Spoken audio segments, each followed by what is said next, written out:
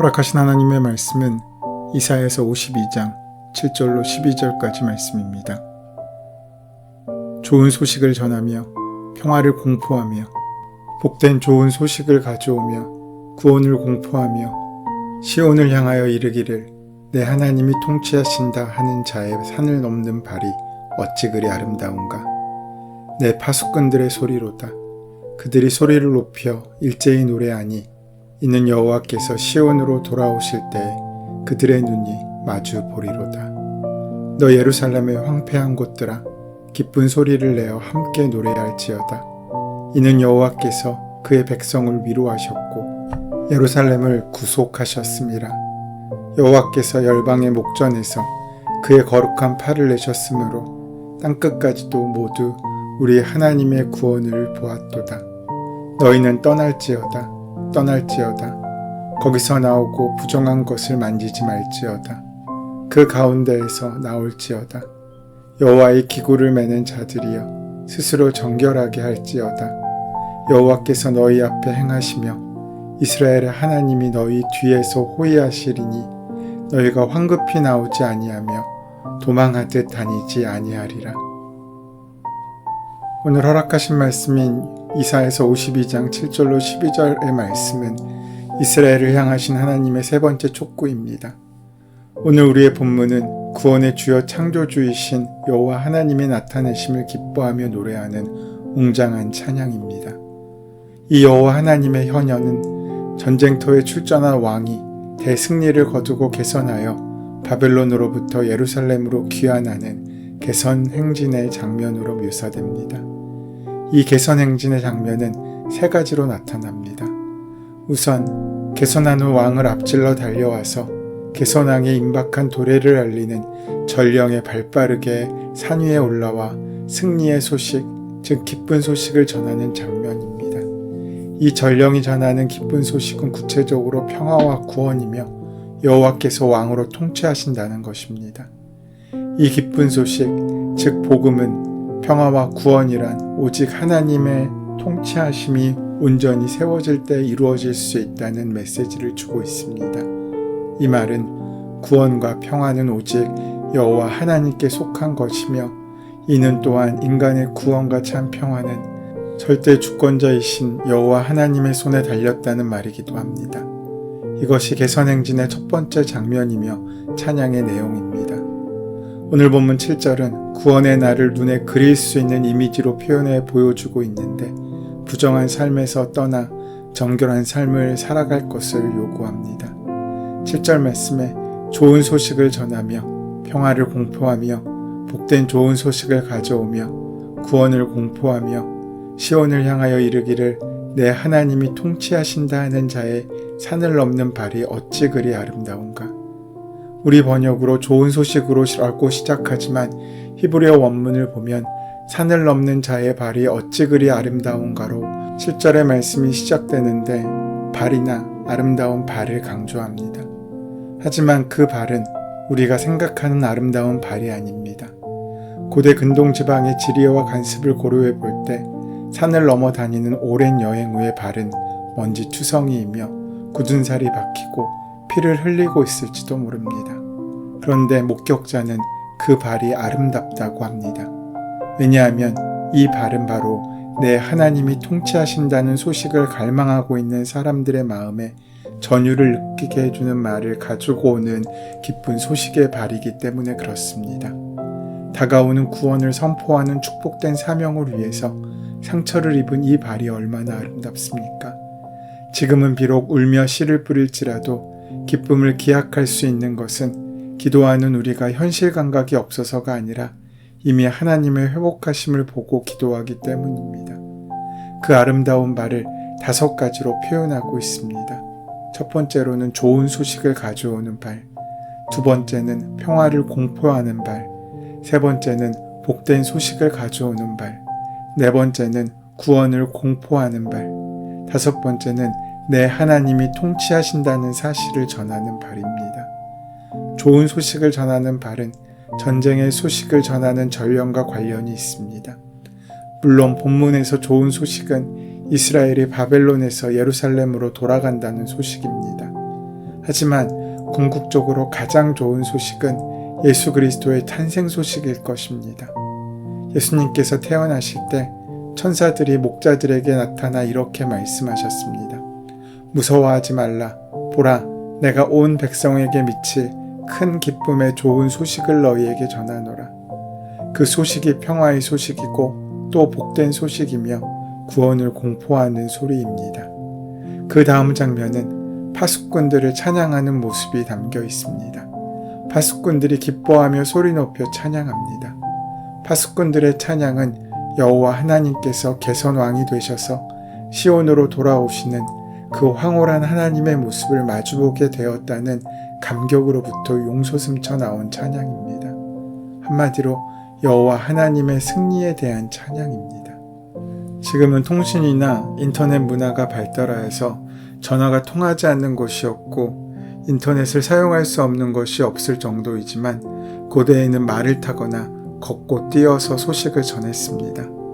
성벽 가장 높은 곳에서 지켜보고 있는 파수꾼은 멀리서 전령이 달려오는 모습이 보이면 먼저 그 소식을 왕궁에 알려서 왕이 그 전령이 가지고 오는 소식을 기다리게 하였습니다.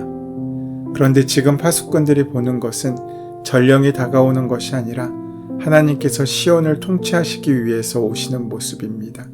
그 소식은 전령이 전하는 소식과는 비교될 수 없는 좋은 소식이기 때문에 파수꾼이 있는 힘을 다해서 기뻐 외칠 것이라고 합니다.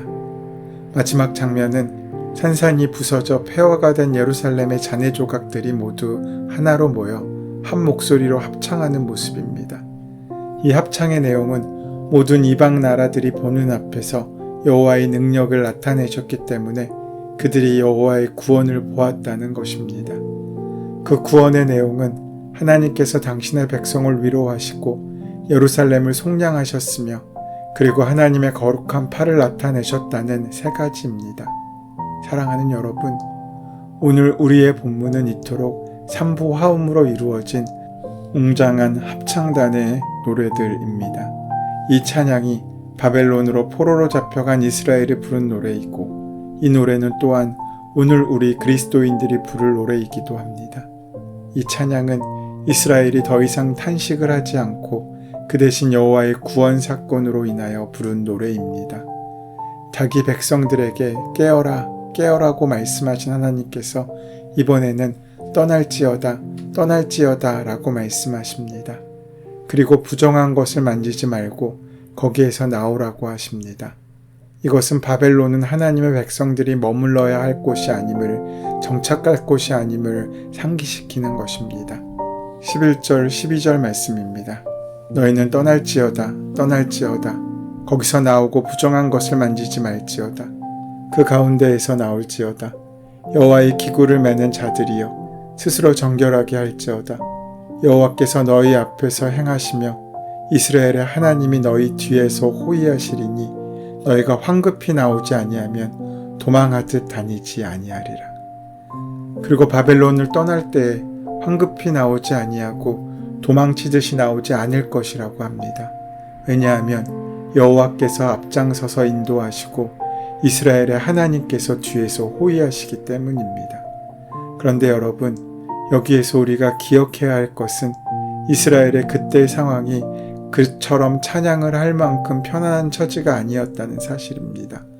그들은 바벨론의 포로민으로 절망 가운데에서 탄식하였습니다. 그들은 바벨론의 강변 곳곳에 앉아서 시온을 생각하면서 울었습니다. 그들은 더 이상 여호와를 찬양하지 않고 수금을 버두나무에 걸어 놓았었습니다. 바벨론의 침략과 예루살렘의 초토화, 그리고 반세기가 넘는 이스라엘의 바벨론의 포로 생활, 그것은 그들에게 절망이며 죽음과 같은 것이었습니다. 이 같은 이스라엘의 절망과 죽음은 곧 하나님의 죽음과 다를 바 없는 것으로 여겨졌습니다. 그래서 이스라엘의 시인은 내 뼈를 찌르는 칼같이 내 대적이 나를 비방하여 늘 내게 말하기를 내 하나님이 어디 있느냐라고 하는도다 라고 하였으며 또한 나를 빗대어 하나님도 너를 돕지 않는다 하고 빈정대는 자들이 어찌 그렇게도 많습니까? 라고 탄식하였습니다. 시편에는 감사시만 있는 것이 아니라 탄식시도 있습니다. 그 탄식시는 말할 수 없는 공경에 빠져서 경건한 사람이 자기 삶의 문제를 하나님 앞에 가져와 탄원하는 내용입니다. 그런데 보십시오. 최소한 그 탄원자는 자기의 사정이 하나님께 가리워져 있다고, 그래서 자기는 죽을 지경에 처해 있다고 말합니다. 사방이 막혀 있어 자기가 탄원한 곳은 오직 하나님밖에 없다고 그는 말합니다. 그러니 이제 하나님의 얼굴빛을 비춰달라는 것입니다. 원수들을 물려쳐 달라는 것입니다. 그런데 탄식시는 탄식으로 끝나는 경우가 별로 없습니다. 그는 하나님 앞에 나와 자신의 사정을 아뢰다가 오랫동안 잊고 있었던 사실을 기억해냅니다. 지금까지 자기 삶을 선한 길로 인도해 주신 하나님에 대한 기억을 말입니다. 그는 마침내 하나님이 자신을 버린 적이 없으심을 깨닫게 됩니다. 그런 깨달음이 오자 그렇게도 그를 괴롭게 하던 문제가 슬그머니 별것 아닌 것처럼 여겨지게 됩니다. 물론 문제가 해결된 것은 아닙니다. 그러나 이미 그에게 그 고난의 문제는 사라져버린 것입니다. 우리가 하나님 앞에 생의 문제를 가져가 진실하게 기도하다 보면 우리는 어느새 문제가 해소된 것을 깨닫게 됩니다. 마치 아침 안개가 걷히듯 문제가 사라졌음을 알게 되는 것입니다. 우리는 문제를 해결할 수 있는 능력이 없습니다. 하지만 우리가 할 수 있는 기도의 능력으로 하나님께 맡길 때 하나님께서는 그 문제를 없는 듯 해소시키시는 분이십니다. 우리는 스스로 만들어낸 허상에 사로잡혀서 괴로워하고 몸부림치고 다른 사람에게 상처를 입힙니다. 그러나 밤새 씨름하던 도깨비가 새벽닭 울음소리에 달아나듯이 밤새 짙은 어둠이 아침 햇빛에 사라져 버리듯이 우리 안에 하나님의 은총의 햇살이 비춰들면 우리를 괴롭히고 있던 문제가 실은 큰 문제가 아님을 알게 됩니다. 절망은 그래서 믿음의 반대말입니다. 여러분, 오늘 우리의 본문은 이같이 이스라엘의 절대절명의 좌절과 죽음과 다를 바 없는 상황이 그 누구도 전혀 예기치 못할 때 여호와 하나님의 개입으로 인하여 완전히 반전되는 상황을 말해주고 있습니다. 그 반전된 상황이란 이미 앞서 말씀드린 바와 같이 탄식이 아닌 찬양으로, 좌절이 아닌 희망으로, 죽음이 아닌 구원의 상황으로 그 모든 상황들이 반전된 것을 말하고 있습니다. 사랑하는 여러분, 그 옛날 출애굽 사건과 출바벨론 사건은 예수 그리스도의 성육신 사건들의 모형들입니다. 그것은 출애굽이나 출바벨론의 사건이 이스라엘의 해방 사건이며 성육신 사건은 곧 인류 해방을 위한 하나님의 사건으로서 나사렛 예수가 메시아가 된 사건입니다. 즉 그가 메시아로서 이 땅의 평화와 구원 그리고 온 세상을 통치하실 만왕의 왕으로 오신 놀라운 은총의 사건입니다. 사랑하는 여러분, 오늘 우리는 이 놀라운 하나님의 은총의 사건을 기뻐하며 찬양하는 것입니다. 우리는 더 이상 좌절에 주저앉아 탄식하는 것이 아니라 이제 모든 탄식을 그만두고 여호와 하나님으로 인하여 기뻐하며 찬양할 수 있게 되었습니다.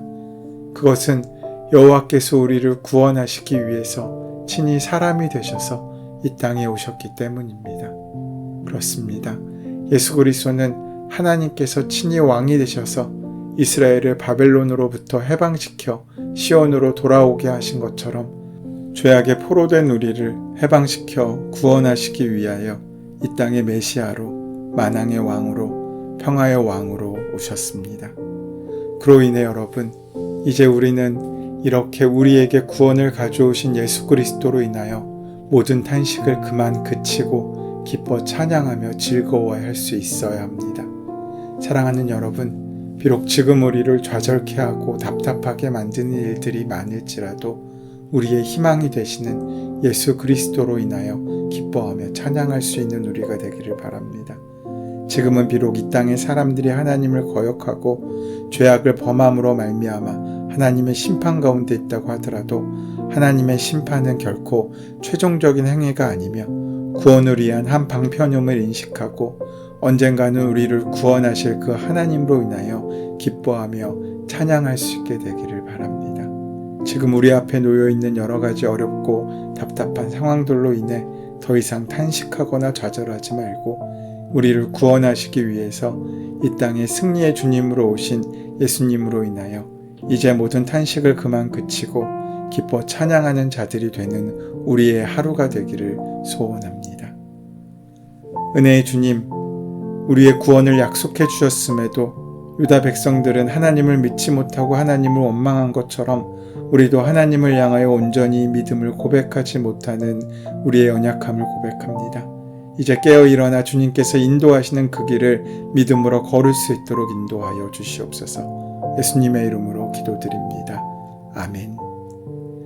이제 오늘 이 아침 우리에게 허락하신 오늘 본문의 말씀이 지금 나에게 말씀하고자 하시는 주님의 말씀으로 만나지기 위하여 본문의 말씀을 깊이 묵상하시고 함께 기도하는 시간 가지도록 하겠습니다. 함께 기도합니다.